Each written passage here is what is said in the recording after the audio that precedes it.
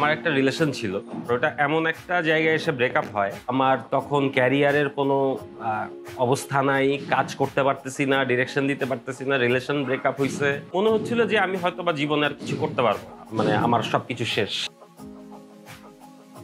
2016 সালে আমি আসলে বিয়ে করে ফেলি। ফ্যামিলি সাপোর্টে বিয়ে করছি। তখন আসলে আমি নিজে স্টাবলিশ ছিলাম না, আমি অফিস নেই একটা।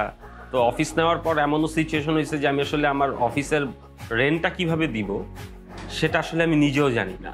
তো ওই সময় যেখানেই যাইতাম একটু অবহেলা, মানুষ একটু কম প্রায়োরিটি দিত। দেন আস্তে আস্তে করে আমার পরিবর্তন হওয়া শুরু করে। এখন আমার বিশাল বড় একটা টিম আছে। তো বিষয়টা এরকম না যে অনেকে আর্লি যে বিয়ে করে ফেলছে তার মানে ওর জীবন শেষ, ও আর জীবনে কিছু করতে পারবে না। বাট আমার লাইফটা শেষ হয়েও কিন্তু শেষ হয় না, বরঞ্চ আমি বিয়ে করার পর আমার লাইফটা শুরু হয়েছে। তো তখন আমার পুরোপুরি ফোকাসটা চলে যায় হচ্ছে ডিরেকশনে। মানে আমি যে কাজটা ভালোবাসি তখন আমি পুরোপুরি ফোকাস দিয়ে এই কাজটা করতে পারি। আমরা সবসময় চিন্তা করি যে আমাদের ফার্স্ট হইতে হবে, ফার্স্টের জায়গায় আমরা যদি সেকেন্ড হয়ে যাই তখনই আসলে হতাশ হয়ে যাই। আমার লাইফে যখন আমি এরকম কোনো সিচুয়েশন ফেস করি যে আমার ভালো লাগছে না বা এই জায়গাটা আমি করতে পারি নাই, তখন আসলে আবার আমি আমার ফ্ল্যাশব্যাকে চলে যাই যে আমি আসলে কি ছিলাম। তখন আমার কাছে মনে হয় আমি যেটা ছিলাম সেটা থেকে এখন অনেক ভালো আছি।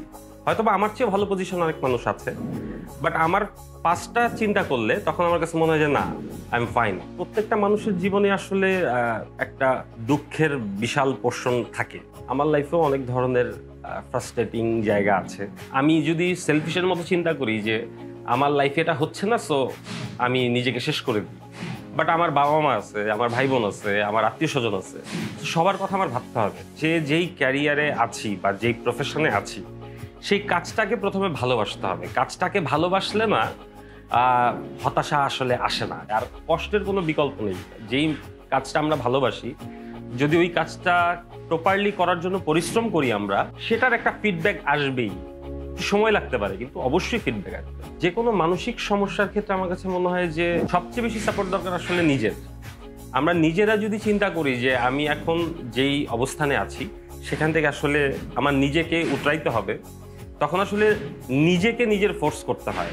আমার যদি কোনো মানসিক সমস্যা হয় সেটা আমার কাছের মানুষকে বলতে হবে যে আমার আসলে মানসিকভাবে এই সমস্যায় আমি পড়ছি, এবং এটা থেকে বের হওয়ার জন্য I am the only solution.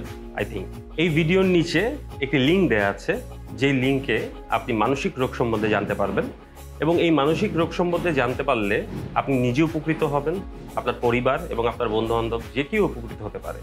এবং এই কোর্সটি সম্পূর্ণ ফ্রি, তাই যোগ দিন আই এম দ্য সলিউশন ক্যাম্পে।